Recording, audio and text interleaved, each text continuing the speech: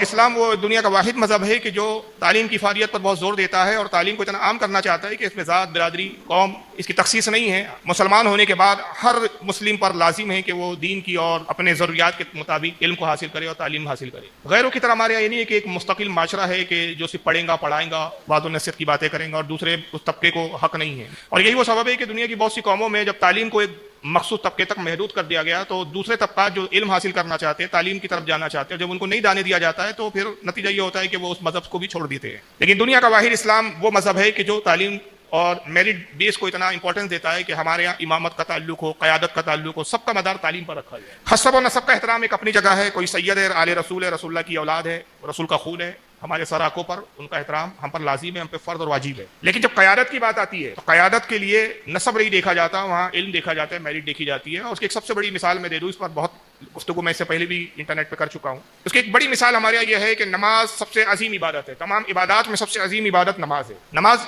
ہم اپنے آپ کو، اپنے وجود کو بارگاہ رب العزت میں حاضر کر دیتے ہیں۔ ہم اپنے رب سے ہم کلام ہوتے ہیں، اپنی التجائیں اور اپنی حاجاتیں اور اپنی عاجزی اور انکساری کا اظہار رب کی بارگاہ میں کرتے ہیں، اور اس کے لیے قیادت کے لیے ایک امام کی ضرورت ہوتی ہے۔ تو تمہارا امام کون ہو کہ جو بارگاہ رب العزت تک تمہیں لے جائے؟ تو اس کا معیار حسب و نسب پر نہیں رکھا گیا ہے بلکہ تعلیم پر، میرٹ پر رکھا گیا ہے کہ امام تم میں وہ ہوگا جو قرآن کا سب سے بڑھ کر جاننے والا ہو۔ اور جب وہ امامت کرتا ہے، ایک چاہے وہ کسی بھی برادری سے تعلق رکھتا ہو، اسلام اس کی برادری کو نہیں دیکھتا کہ یہ پٹھان برادری سے آئے ہیں، کہ یہ سید صاحب ہیں، یا یہ شیخ ہیں، یا یہ انصاری ہے یا منصوری ہے، کس برادری سے اس سے غرض نہیں ہے۔ میرٹ کی بنیاد پر وہ امامت کے مسئلے پہ جاتا ہے۔ وقت کا ایک سید جو آل رسول ہے، خون رسول ہے، مگر اس کی قیادت کو اس کو یوں تسلیم کرنا پڑتا ہے کہ اس کو نیت کرنی پڑتی ہے کہ میں بارگاہ رب العزت میں عبادت کے لیے کھڑا ہوں پیچھے اس امام کے، یعنی اس کو امام تسلیم کرنا پڑتا ہے اس وقت۔ تو اندازہ لگائیے کہ اسلام میں کس علم کو کتنی اہمیت دی گئی۔ یہی وجہ ہے کہ آقا صلی اللہ علیہ وسلم نے علم کی افادیت اور اہمیت پر اتنی گفتگو کی ہے کہ دنیا کا کوئی رہبر ہمیں نظر نہیں آتا۔ میں صرف اس بنیاد پہ نہیں کہہ رہا ہوں کہ ہم مسلمان ہیں اس لیے ہم اپنے آقا کی تعریف کر رہے ہیں، ایک آپ تحقیقی طور پر دنیا کے تمام رہبروں کے آپ اس تعلق سے حوالہ جات کو تلاش کریں،